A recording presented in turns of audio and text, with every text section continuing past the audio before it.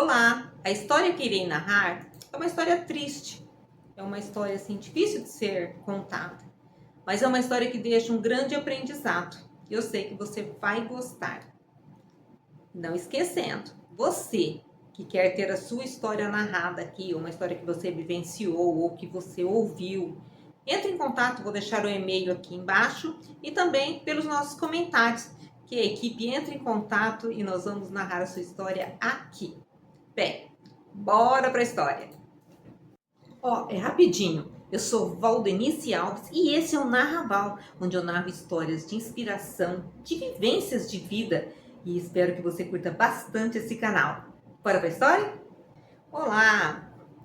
Em 1989, no início desse ano, um casal que já vinha há 10 anos tentando uma gravidez, Esther e Fernando, tiveram a notícia do médico que realmente seria impossível que ela engravidasse.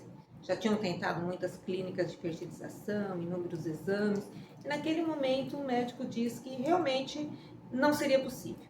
E eles decidem que realmente querem muito ser pais e vão para um outro método, né? Vão adotar uma criança.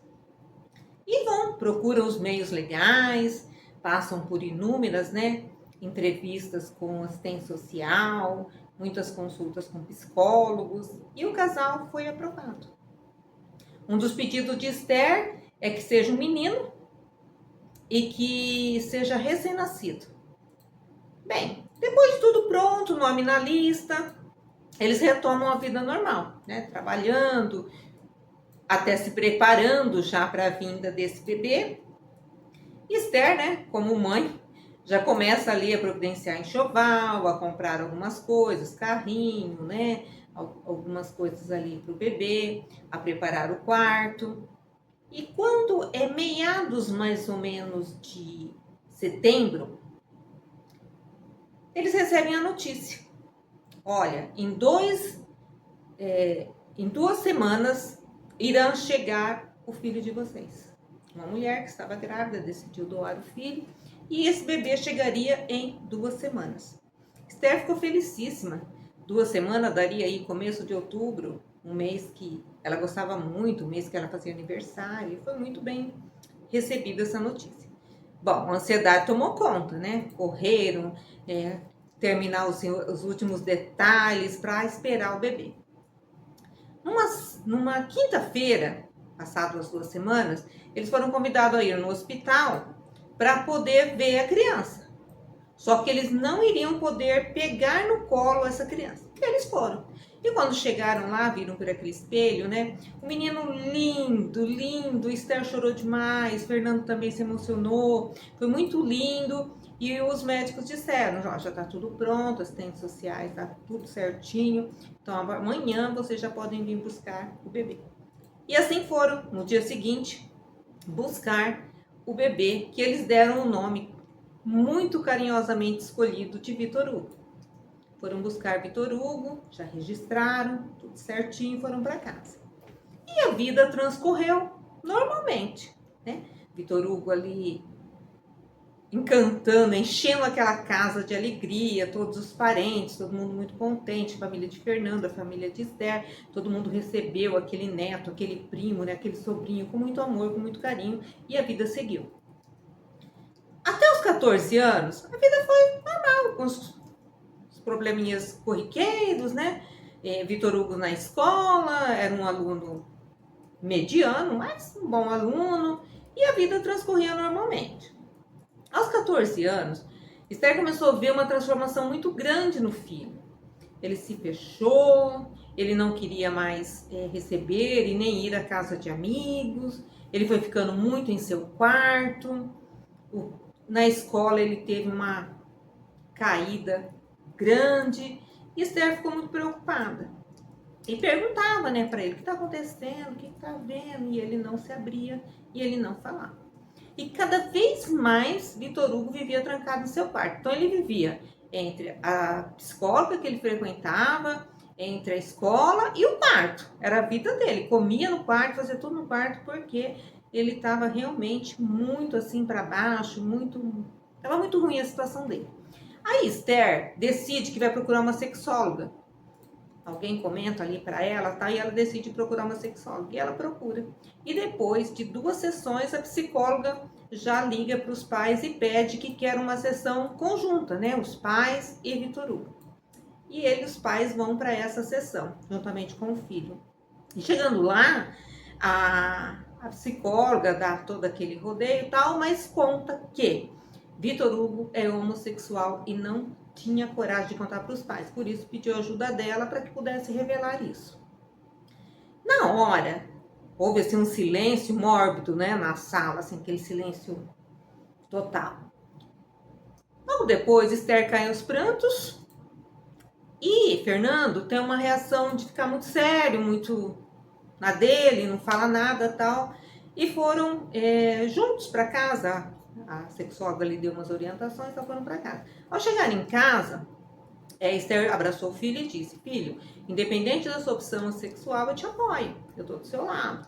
E o pai simplesmente não disse nada, nem para ruim, nem para bom, não disse nada. E a vida transcorria. Esther sempre apoiando o filho, ele retomou algumas atividades extracurriculares, né? E com a escola, e a vida foi tocando, e um abismo foi surgindo entre Fernando e Vitor Hugo.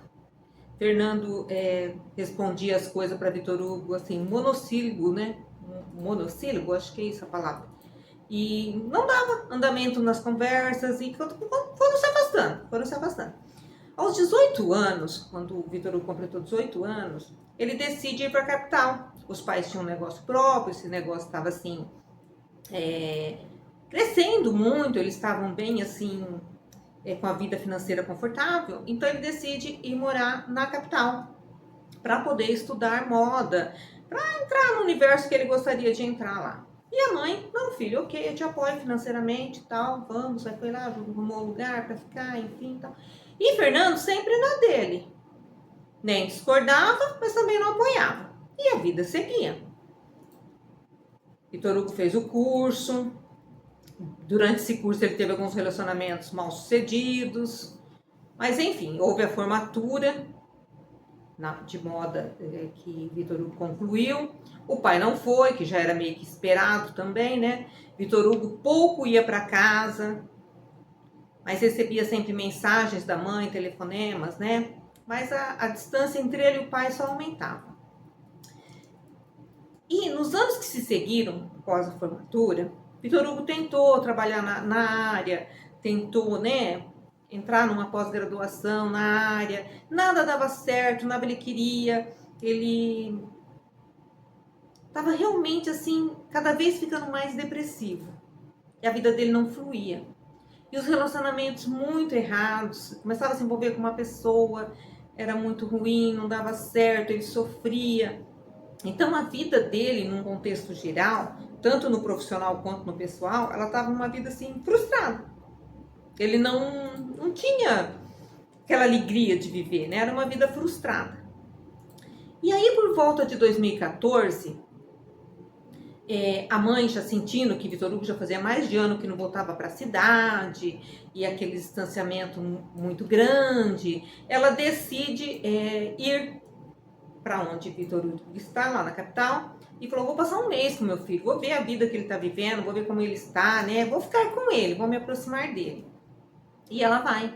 E quando ela chega, ela encontra uma pessoa totalmente destruída emocionalmente, uma pessoa assim, muito magro, muito mal, assim, não se alimentava bem, e com a vida muito frustrada profissionalmente, em relacionamentos, né, emocionalmente destruído. Então ela encontrou uma situação muito complicada. E foi ali, conversando com o filho, que ela decidiu: Vitor Hugo, volta para casa, se reestrutura, né? Se recupera emocionalmente, e você retoma depois. Aí você faz uma pós, você tenta alguma coisa, né? Volta para casa, nós temos lá nosso negócio próprio, você pode nos ajudar em alguma coisa, mas volta, estará perto, né? Será melhor. E aí, Vitor Hugo concorda. Não, ok, não tô dando conta aqui de conduzir minha vida, realmente eu vou voltar. E Esther liga para Fernando e explica a situação. Ó, Fernando, tá acontecendo isso, tal, precisamos trazer o filho de volta. Fernando não gostou muito da história, porém aceitou. E eles voltaram numa sexta-feira da capital, chegaram já em casa à noitinha, mas Esther já estava juntamente com a família dela preparando um almoço. Por quê? Ela queria apresentar de novo ali para a família, para os primos, para os tios, né? Que Vitor Hugo estava voltando, que estava tudo bem, né? Queria assim que ele interagisse novamente ali com a família, que ele estava bem afastado. E ela convidou os amigos que ele tinha ali na cidade, amigos de escola, e reuniram e foram para uma chácara fazer um almoço de domingo, um churrasco, né? De domingo não, era sábado. Um almoço de sábado, reuniu toda a família e tal. Chegaram lá, todo mundo muito feliz, música tocando ao fundo, todo mundo conversando. Mas Vitor Hugo estava muito tímido com toda a situação. Pensa assim, gente, ele estava muito decepcionado com a vida dele, né? Tanto financeiramente quanto no lado amoroso. Ele estava muito frustrado, ele se sentia assim realmente um fracassado. E aí ele estava meio tímido ali com a família, né? Meio tímido e tal, mas interagindo com um aqui, com outro ali, os primos, os amigos, os tios e tal, enfim. E por volta do meio-dia, Esther sente a falta de Vitor Hugo. Ela olha assim, não vê Vitor Hugo. E ela começa a procurar ali naquela chácara, no ambiente, e ela não encontra. E ela vai ao banheiro e a porta está trancada. E ela bate, Vitor Hugo, você está aí? E não houve resposta. E ela começou, Vitor Hugo, não houve resposta. Ela implorava, responde, por favor, tal. E não respondia. E aí ela chama Fernando e conta o que está acontecendo. Fernando chega, também chama por ele não responde, e Fernando arromba a porta. Quando eles arrombam a porta, eles têm uma imagem assim, que é uma imagem que jamais eles irão esquecer, né? Eu não vou detalhar, porque senão o YouTube derruba mesmo, né? Não podemos contar muito detalhe. Mas ele estava ali numa situação já praticamente, né? Se via que estava sem vida. E os pais ficaram muito sem ação. Aí socorreram, então foram gritos, desespero, os familiares chegando, a chamada da ajuda, né? Da ambulância, tal, chegaram, tentaram ali reanimar, mas infelizmente Vitor Hugo havia partido. Então, imagina assim o depois, né? Como é que foi toda essa história, o pai sentindo aquela culpa pesada, a mãe achando que poderia ter feito mais, aquela situação toda, né? Mas transcorreu lá a despedida dele e a vida andou, a vida tinha que andar, a vida tinha que continuar. Fernando se sentindo péssimo, Esther tentando ali segurar as pontas.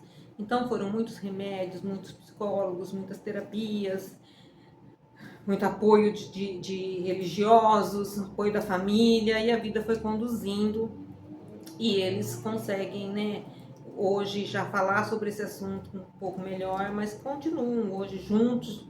Esther ficou ali apoiando o marido e eles, com aquela dor incurável, permanecem juntos, tocando a vida deles.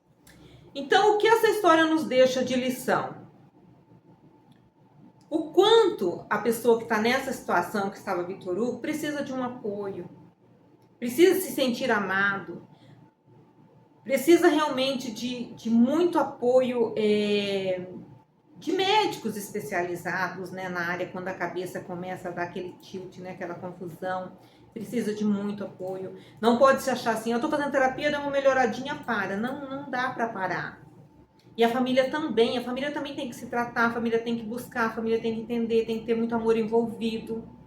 Porque o peso que Fernando carrega hoje, nunca mais ele vai conseguir tirar. Isso vai perseguir ele até o fim. Não vai ter como ele se livrar desse peso.